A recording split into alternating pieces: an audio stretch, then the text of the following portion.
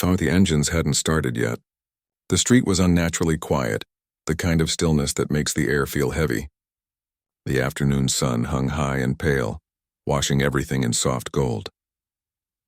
A small boy stood at the edge of the sidewalk, trembling as though the warmth had left the world.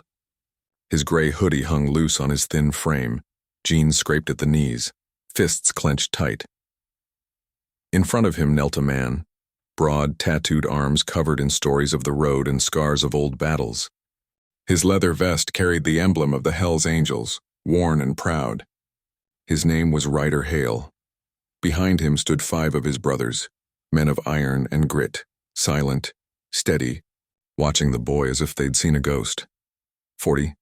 The boy looked up, eyes filled with tears, voice shaking like it could break at any second. They took my sister, he whispered.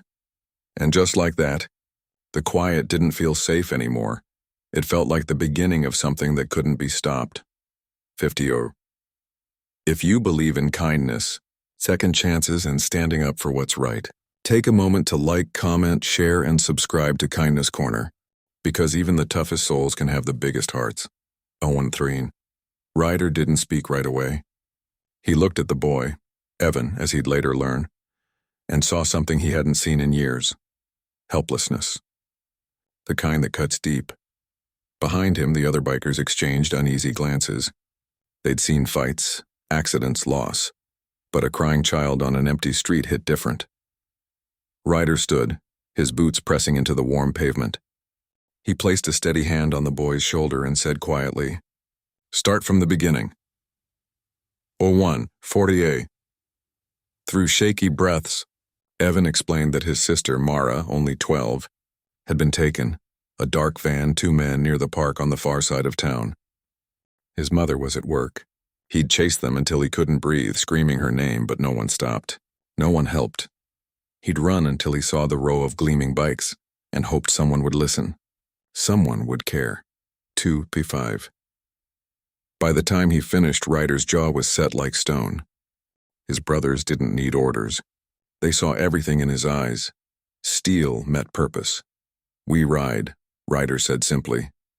And that was all it took. Engines erupted, breaking the stillness. The men moved as one.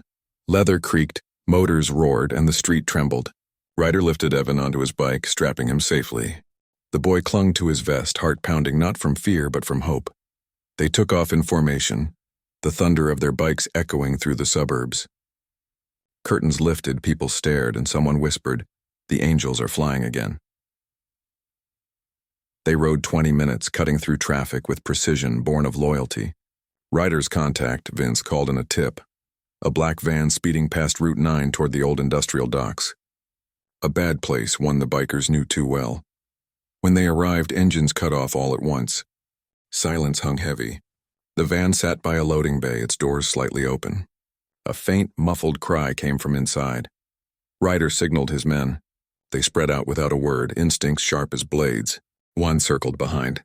Another took the flank. Ryder moved forward, eyes hard, every tattoo seeming to come alive in the light. The first man stepped out from behind the van and froze. He wasn't used to being the one hunted. Seconds later, the bikers had him pinned. Ryder ripped open the van's doors. Inside was Mara, wrists tied, eyes wide, terrified. He didn't say a word. He untied her gently, hands steady, careful, almost fatherly. "You're safe now," he murmured. Evan sprinted forward, wrapping his arms around his sister and refusing to let go. For a long moment, no one spoke. The bikers just stood there, rough men with soft hearts, realizing this was what they were made for. Not rebellion, not pride, but moments like this. 5 police sirens wailed in the distance. When they arrived, the bikers didn't argue or boast. They simply nodded and stepped aside. Ryder looked at his brothers. None of them spoke. It was the quiet that follows purpose, when the rush fades and what's left is meaning. "No one should ever feel alone in this world," Ryder said. "Not a kid. Not ever."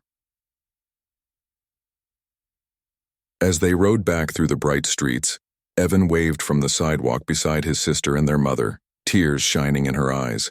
She mouthed, Thank you again and again, but the roar of engines swallowed her words. They didn't need to hear them. They already had. Hours later, as the sun dipped low, the bikes were lined up perfectly outside Ryder's house. The men sat in quiet peace. No celebration, no noise. Just the calm that follows doing what's right.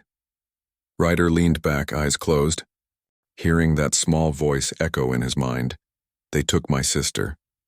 He smiled faintly, the kind of smile that belongs to a man who knows he's done something good.